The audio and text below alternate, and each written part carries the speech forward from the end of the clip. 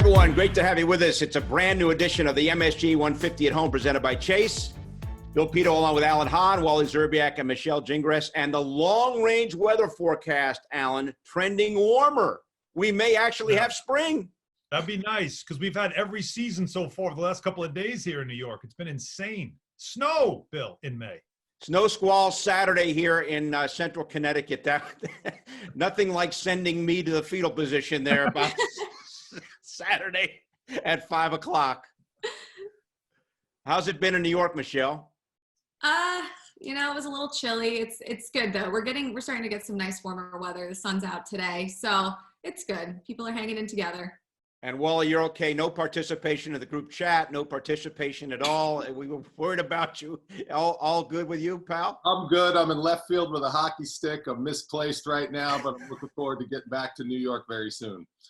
All right. As always, we want to thank all the healthcare workers who are helping us, and we're taking care of those who are taking care of us. Madison Square Garden partnering with Chase to deliver takeout orders from local restaurants for frontline workers throughout the tri-state area.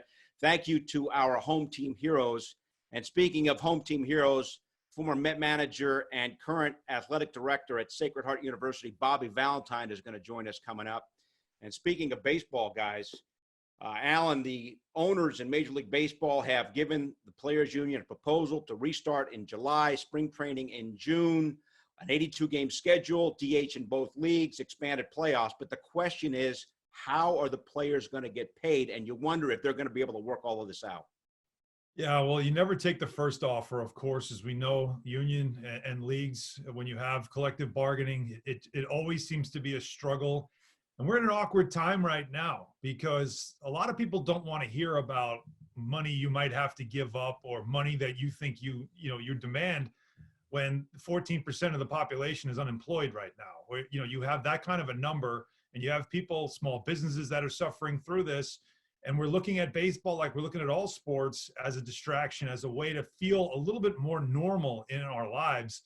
So I don't think that it'll be very popular for players to fight back too much, but you have to expect it because it's union, it's leagues, it's collective bargaining, and that happens. So we're hoping this doesn't take too much time, but I'll tell you what, guys, I don't have great optimism that we'll have a deal in place by the weekend.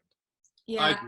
I do. Well, You go do? ahead. No, yeah, I do. No, you go first. I'll argue it after. Go ahead. I love it. I just think at this point, if you're one of the players, you have to kind of, check your ego at the door. You got to just do what's right as far as trying to figure out what's good for the whole entire country, and what's good for your team, and what's good for your league, and what's good for the kids that idolize you, that really want to see you and watch you play the sport that you grew up loving. You got to go back to being a kid.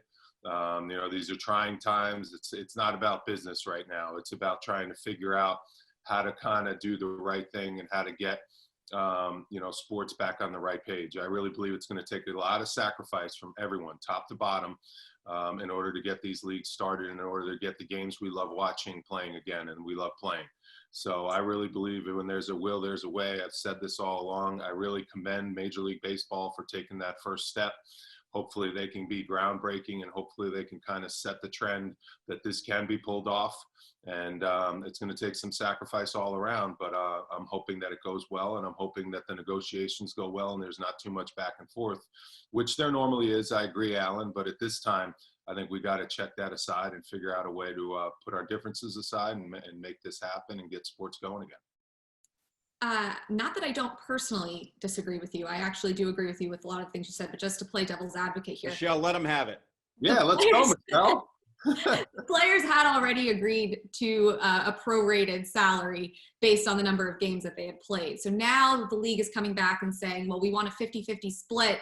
We want to change the way the revenue is received. We'll split it 50-50 because we don't think we're going to get as much as we normally would from not having fans in the stadium. While I agree with that, I think you're already asking players to make concessions, and that's something that they're going to have to personally decide, when a lot of them are saying, look, if you want to put us at risk, we need to be compensated for that. You've got players with underlying conditions. You've got older managers that are there. The testing is going to have to be really consistent, and guys aren't super psyched about being away from their families for long periods of time. So I do still think there's some red tape to work through. Just like Alan said, though, the first deal is usually not the deal that you take, but hopefully it helps you get to the deal that you end up going forward with. One other thing also to think about, to piggyback off what you just said there, Michelle, is how players are also looking at this. Take the finances out of it. Sean Doolittle is a reliever for the defending champion Nationals, and he points out that they also need some type of assurances for their health, for their families as well, for coaching staff, for people on the staff, for any of the workers that are going to have to be at the stadiums. They want to know the plan and what are the assurances for them, and any insurances as well. How do you handle if somebody does come down with it? Do you lose your roster spot? If you're quarantined, all that stuff. So there's so much that has to be set up here and discussed that goes far beyond the finances. But as we know, the finances will be the first priority and the biggest story. And my biggest concern is, you remember, strike in 1994 really hurt the sport. I mean, it struggled to recover from that. And this could have a very similar impact if they can't come to an agreement and don't play at all this summer, and the other sports leagues do. Yeah, and as you alluded to, Alan, when we were just talking before, UFC took a chance coming back, and we saw that got incredible numbers, huge support. People were really excited to see the sport back again. I think over 700,000 pay-per-view streams, over 1 million in sales of the show. So, right, exactly. The bottom line is money talks. Well, you often talk about the economics because you're the former player, but baseball has often been a rallying point over the course of history during difficult times in society. It has really helped bring the country together. If you're a Major League Baseball player, knowing what's going on, do you maybe put the economics aside? If they get the health testing and all the precautions in place for safety, do you put the economics aside and say, hey, we got to play for the good of the country? Yeah, that's my point. That's what I said. You're exactly right, Bill. It's not about the economics. Obviously, a lot of professional athletes know how lucky they are to have the lives they have, me included. I'm grateful for that every single day. So this is a time when everyone's going through hardship, everyone's going through tough times. I completely agree, Michelle, with what you're saying. You have to take complete medical precautions and health precautions in order to make sure that the testing is completely up to par. And that opens a whole nother can of worms, whether or not, we can test people that are really in need in society compared to athletes who might not be in need. And then we're testing them regularly on a weekly, bi-weekly basis, whatever it is, in order to make sure we can run our sports league. So that's a big question that has to be answered. And I know the commissioners are working on that type of stuff. But to your point, Bill, this is a time when sports are needed. Athletes should check their egos at the door, check their checkbooks at the door, so to speak, and just go out there and play for the good of the game and the good of the country. I think that's what it's all about at this time. Hopefully they get things worked out. Meantime, guys, late last week, the NFL schedule came out. And one thing we've learned, Alan and Michelle, is when it comes to talking about the NFL, do not engage Wally in fantasy football at all. Don't take any of his advice. What do you got there right there? What is that? NFL 100 shirt.